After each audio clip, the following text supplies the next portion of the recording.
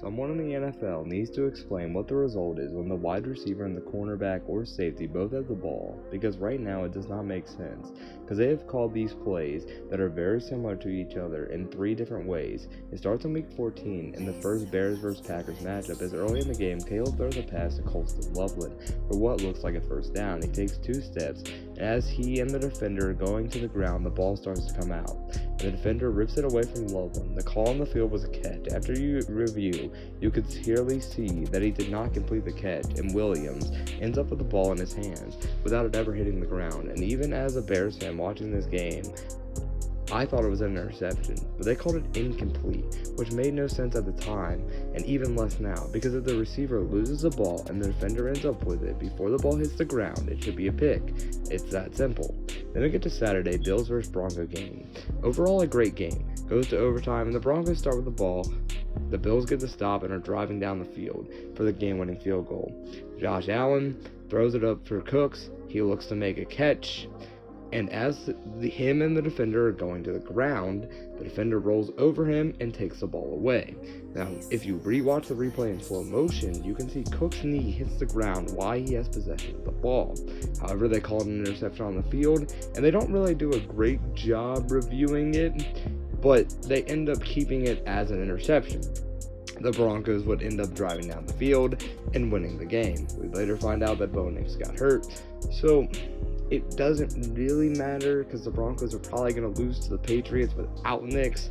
But for the Bills, this was really their last chance at a Super Bowl. So this McMillan pick really costed Josh Allen any chance of winning a Super Bowl, because no Lamar, no Burrow, no Patrick Mahomes. This was his best chance. They got their coach fired, and it really looks like next year it's not going to be a great one for the Bills, because the Patriots might be taking over that division. So this was really their last chance. So do I think it was a catch? I mean, it's really 50-50. And the only reason I'm going to go with it was a catch is looking back at the Seahawks vs. Packers Hail Mary. The defender clearly controls the ball, and Tate grabs onto it as they're going to the ground and holds onto it, while the defender still has full control of the ball. But on the field, it was called a touchdown. At the review, it was also called a touchdown, because 50-50 balls like this go to the offense, not the defense. I think it should have been the same case for the Bills and Broncos game, because Cooks clearly controls the ball, goes to the ground, his knee hits the ground, and McMillan rolls over him and takes the ball away. Now, do I think that they made the right call? Maybe, but based on the Seahawks-Packers play, it should have been a catch, because those balls always go to the offense.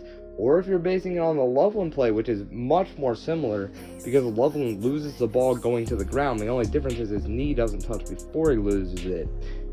It was called an incompletion and not an interception.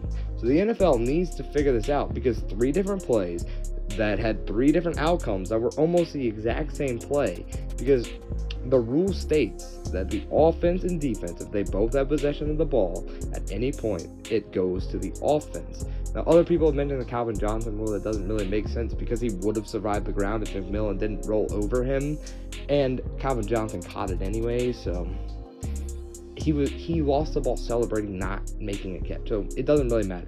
So the NFL either needs to make a rule or clearly state what happens if the offense and defense both possess the ball. They could fix this by making it an official rule that 50-50 balls go to the offense or defense, depending on which way they want to go.